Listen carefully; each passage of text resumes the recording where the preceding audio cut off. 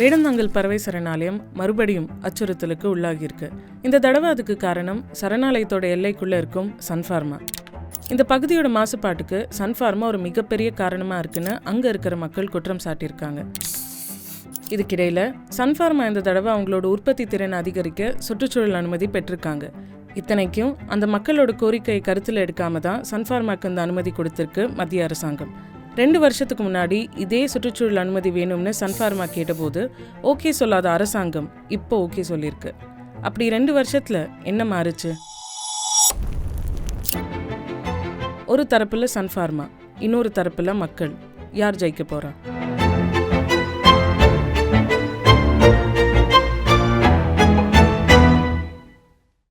First பேசிக்ஸை பார்த்துருவோம். Sun ஃபார்மானா என்ன? மாத்திரை கம்பெனின்னு மக்கள் சொல்கிறத சட்டம் ஃபார்மா கம்பெனின்னு சொல்லும்.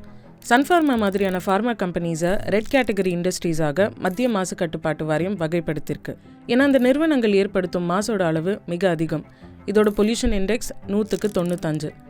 சன் ஃபார்மா அந்த இடத்த மாசுபடுத்துதா இல்லையா இதை தெரிஞ்சுக்க 2 ஆய்வுகள் நடந்திருக்கு. இந்த ஆய்வு செஞ்சது தேசிய பசுமை தீர்ப்பாயம் அப்பாயிண்ட் பண்ண ஒரு எக்ஸ்பர்ட் கமிட்டி. இந்த ஆய்வு செஞ்சது சென்னை கிளைமேட் ஆக்ஷன் குரூப்னு சமூக ஆர்வலர்கள் சேர்ந்த ஒரு குழு.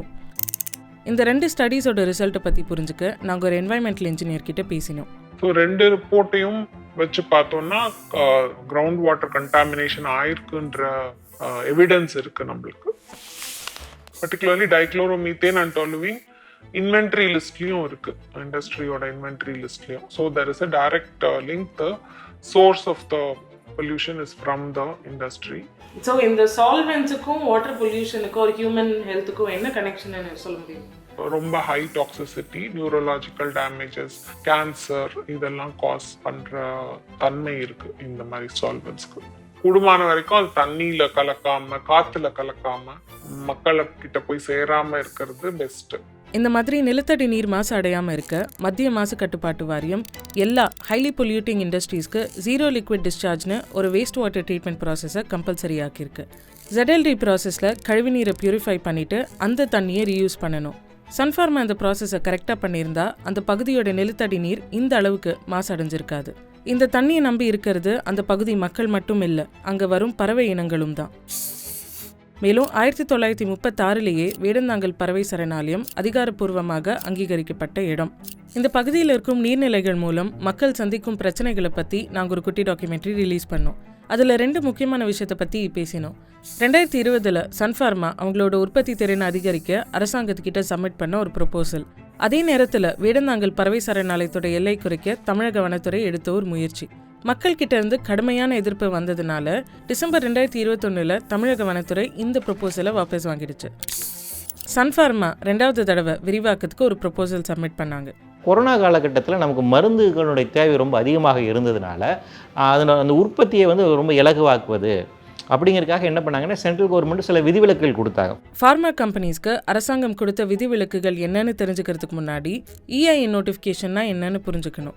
பொதுவாகவே ஒரு இடத்துல ஒரு தொழிற்சாலை அமைக்கணும்னாலோ இல்லை இருக்கிற தொழிற்சாலையை விரிவாக்கம் செய்யவோ அல்லது உற்பத்தி திறனை மேம்படுத்தவோ மத்திய சுற்றுச்சூழல் அமைச்சகத்துக்கிட்ட கண்டிப்பாக அனுமதி வாங்கணும். அதுக்காக கொண்டு வந்த அறிவிப்பு தான் environmental impact assessment notification. EIN நோட்டிஃபிகேஷனில் எல்லா நிறுவனங்களையும் 2 கேட்டகரியாக பிரிப்பாங்க, category A and B. Sun Pharma மாதிரியான ஃபார்மா கம்பெனிஸ் கேட்டகரி Aக்கு கீழே வரும். ஏன்னா ஒரு இண்டஸ்ட்ரி ஒரு என்விரான்மெண்ட்டில் வருது, புதுசாக அங்கே வருது, அதன் காரணமாக என்ன மாதிரி பாதிப்பு உண்டாகிறதுக்கான வாய்ப்பு இருக்குது அப்படிங்கிறத அறிவியல் ரீதியாக நீங்கள் ஆய்வுக்கு உட்படுத்துறீங்க. ஆய்வுக்கு உட்படுத்தி இது மேனேஜபிளாக இல்லையான்னு பார்க்கணும். அதை நம்ம மேனேஜ் பண்ணலாம் அப்படிங்கும்போது அதில் என்விரான்மெண்ட் மேனேஜ்மெண்ட் பிளான் ஒன்று எவால்வ் பண்ணுவாங்க. So environment impact assessment, environment management plan, இந்த 2 அம்சங்களையுமே பார்த்தீங்கன்னா பொதுமக்களுடைய பார்வைக்கு வைக்கணும். கருத்து கேட்பு கூட்டத்தில் அதுக்கான கேள்விகள் கேட்கலாம். இதையெல்லாம் கணக்கில் எடுத்துக்கொண்டு தான் EACன்னு சொல்லக்கூடிய எக்ஸ்பர்ட் அப்ரைசல் கமிட்டி ரெக்கமெண்ட் பண்ணுவாங்க. இந்த ப்ராசஸ் முழுசாக நடக்காததுக்கு காரணம் மத்திய அரசாங்கம் ஃபார்மா கம்பெனிஸ்க்கு கொடுத்த விதிவிலக்கு தான். 16 ஜூலை 2021 31 டிசம்பர் 2021 ஃபார்மா கம்பெனிஸ் கிட்டேருந்து வரும் ப்ரொபோசல்ஸை கேட்டகரி B2க்கு கீழே மதிப்பிடலாம்னு சுற்றுச்சூழல் அமைச்சகம் ஒரு அறிவிப்பை வெளியிட்டாங்க. ஸோ அந்த B2 கேட்டகரி அப்படின்னு வரும்போது வந்து பார்த்தீங்கன்னா உங்களுக்கு பப்ளிக் ஹியரிங் தேவையில்லை, என்விரான் இம்பாக்ட் அசஸ்மெண்ட் தேவையில்லை. ஸோ இதை சாதகமாக பயன்படுத்திக்கிட்டு ஃபார்மா இண்டஸ்ட்ரி என்ன பண்ணுறாங்க, இந்த சன் ஃபார்மா இண்டஸ்ட்ரி என்ன பண்ணுறாங்க, கரெக்டாக இந்த நோட்டிஃபிகேஷன் முடிகிறதுக்கு அதுக்கு ஒரு நாள் முன்னாடி அப்ளிகேஷன் ஃபைல் பண்ணுறாங்க. ஒரு 3 மாதத்துலேயே இதுக்கான இப்போ கிளியரன்ஸுமே வாங்கியிருக்காங்க. ஸோ இந்த இடத்துல அப்போ இந்த சட்டத்தை வந்து எந்த அளவுக்கு இந்த மானிட்டரிங் ஏஜென்சி வந்து பயன்படுத்துகிறாங்க அப்படிங்கிறது நம்ம பார்க்கணும். எக்ஸ்பர்ட் அப்ரைசல் கமிட்டி மிஸ் பண்ண ஒரு முக்கியமான விஷயம் சன் ஃபார்மா செஞ்ச விதிமீறல். 92 பொல்யூஷன் கண்ட்ரோல் போர்ட் கிட்ட சன் ஃபார்மா பெர்மிஷன் வாங்கினது இந்த 3 மருந்துகள் தயாரிக்க. ஆனால் 2005 இந்த 3 மருந்துகளை கைவிட்டுட்டு வேறு மருந்துகளை தயாரிக்க ஆரம்பித்தாங்க.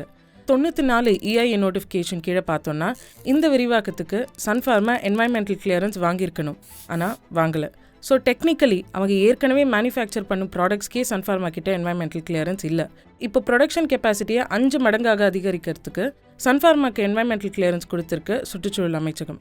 இந்த விரிவாக்கத்துக்கு அப்ளை பண்ணும்போது சன் ஃபார்மா சில இன்ஃபர்மேஷனை டிஸ்க்ளோஸ் பண்ணலை. மருந்துகள் தயாரிக்க இவங்க சில ஹசார்டஸ் மெட்டீரியல்ஸ் யூஸ் பண்ணுறாங்க. அந்த மெட்டீரியல்ஸ் என்னென்னு இவங்க ஒரு லிஸ்ட் சப்மிட் பண்ணியிருக்காங்க. ஆனால் எத்தனை டன் யூஸ் பண்ணுறாங்க, எக்ஸ்பான்ஷனுக்கு அப்புறம் எத்தனை டன் யூஸ் பண்ண போகிறாங்க, இந்த கணக்கு டிஸ்க்ளோஸ் பண்ணலை. அதே மாதிரி அவங்களோட வாட்டர் கன்சம்ஷன். இவங்க வந்து வாட்டர் கன்சம்ஷனில் என்ன கொடுத்துருக்காங்கன்னா 286 KLD வந்து தண்ணி யூஸ் பண்ணுவோம்.